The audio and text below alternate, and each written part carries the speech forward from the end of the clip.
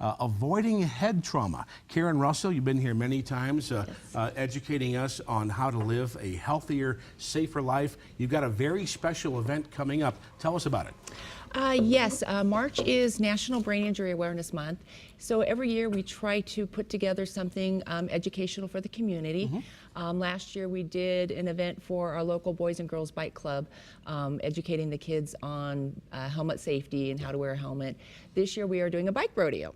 So we are going to have safety stations. We're doing it with the assistance of the Prescott Valley Police Department, and we're going to give away helmets. And Bell has been fantastic once again for us this year. Bell helmets. We have almost 70 helmets that Bell donated for the event. Wow. So we'll be giving away helmets. We have a couple bikes we're going to be raffling off for the kids. Those that attend all the different safety stations will get a ticket to possibly participate in that raffle and win a bike. Now, this is a special month nationwide for this topic, isn't it? It is. Yes, it is. And you're going to have with these safety stations here, I have to wonder because the Winter Olympics just ended, and we saw all of these extreme sports being televised worldwide. I wonder how many kids said, I want to do that. And the parents going, oh, let's think about this. I know. We put together a news release last month about trying to educate individuals that it's not just athletes that get head injuries. Yeah. So to really be aware of the different hazards that your kids can be, involved in, whether it be sports, just playing around, roller skating, skateboarding, there's a lot of different things that children especially can potentially have a head injury or concussion. We hear the word concussion tossed about quite a bit. Is that always a brain injury? A concussion is a brain injury, and that's why it's really important anytime your child hits their head to really assess possible concussion protocol. The problem with concussions is that if you go to an ED, they don't always show up on an MRI or a CT scan. So, you might be sent off on your merry way thinking your child is okay, but if they've suffered a concussion, a lot of times some of the effects of the concussion won't show up till later on, sometimes even later on in life. And what are those signs and symptoms of a concussion that we can recognize? We can recognize any confusion, so any altered mental status, memory loss, blurry vision.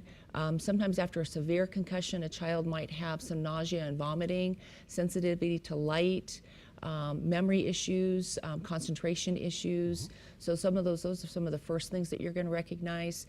With athletes, a lot of times they're looking at pupils, and you can get a flashlight or a pin light, and you want to make sure that when you flash a light on the eyes that they're equal and reactive to light.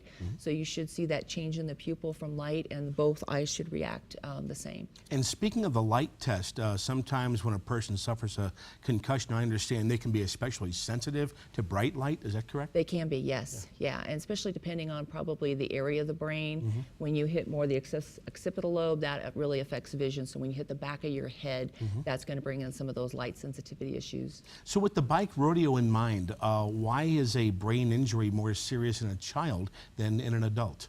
Well, as a child, the brain is still developing. So because the brain is younger, it's going to be more susceptible to injury. It's going to be a lot easier to have a severe injury.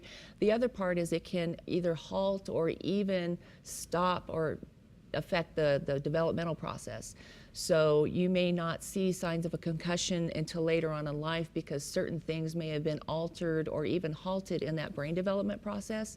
So there might be social, memory, concentration, language issues that are going to show up later in life because that part of the brain was affected during that early years. And because we are talking about wearing helmets while biking, a lot of people will say, well, I'll bike very, very carefully. Well, that's not enough, is it? Because you've got drivers nowadays who are distracted with social media, trying to negotiate the audio system on their cars, looking at their smartphones. Plus, a lot of people don't realize that when you go out biking, you can run over a nail. If you blow a tire while you're biking, you can have some serious consequences, can't you? You can, and this is a really large mountain biking community. And so mountain biking especially is really prone to a lot of hazards out there, rocks and branches and limbs, and if you're not well skilled, it's really easy to fall off your bike, especially whether you're on the road or whether you're mountain biking. A lot of athletes are clipped in, and so you can't necessarily get your foot off that pedal very quickly to catch yourself. So a lot of times, yeah, when you are fixated into those pedals and you fall, you are going to have a pretty serious injury. And we need to avoid head trauma not only while exercising on a bicycle, but also in the home if we have seniors, correct? Yeah, actually, falling and hitting your head is the highest in children and older adults, and suffering a head injury. And that's what I really stress with my older adults out there. Falling and breaking a hip or breaking a bone, bones heal very easily. Brains don't heal very easily. That's right. So, and that's actually the highest mortality rate is in an older adult falling and hitting their head.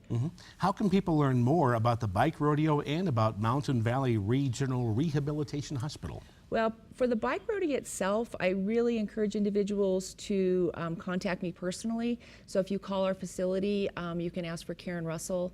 They can give you my direct cell phone because I can give you all the specifics and particulars, but it's going to be a lot of fun. We've got Jack Radio is going to be there. We have a fantastic balloon artist that's going to be there. And this balloon artist, it's not the old wiener dog balloons. These are pieces of art. They're really, really neat. So it's going to be a fun event. So call Karen Russell at MVRRH